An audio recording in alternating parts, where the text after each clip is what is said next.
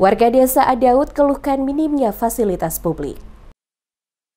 Puluhan kepala keluarga di desa Adaud, Dusun Yerun, Kecamatan Selaru, Kabupaten Kepulauan Tanimbar, mengeluhkan minimnya fasilitas publik di wilayah mereka. Hingga kini, akses jalan, air bersih, dan penerangan belum tersambung ke kawasan pemukiman penduduk. Kondisi tersebut berdampak langsung pada aktivitas masyarakat, termasuk anak-anak yang kesulitan bersekolah akibat terbatasnya infrastruktur dasar. Masyarakat menilai minimnya perhatian dari pemerintah daerah maupun pusat terhadap pelayanan publik telah menimbulkan persepsi buruk terhadap kinerja pemerintah. Salah satu tokoh masyarakat desa Adaud, Simon Koryaru, kepada wartawan DMS di kediamannya mengatakan, meski Indonesia telah merayakan kemerdekaan ke-80 tahun, warga di desanya belum merasakan arti sejati dari kemerdekaan itu. Selain itu, pihaknya belum pernah merasakan bantuan dari anggaran dana desa. Dikatakan Simon, ia hanya mendengar soal dana desa yang bernilai miliaran rupiah,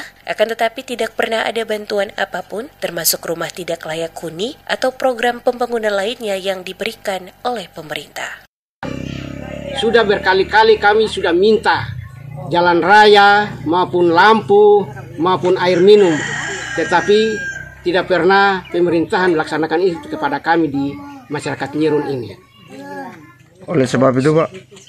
Oleh sebab itu kami mohon, kami minta lagi, kalau boleh Bapak-Bapak perhatikan kami di Yerun ini supaya kami bisa mendapat lampu, jalan, dan juga air. Simon berharap pemerintah desa Adaud dapat lebih transparan dalam penggunaan dana desa. Menurutnya, dana desa adalah hak masyarakat dan harus dikelola secara terbuka demi keberlangsungan pembangunan.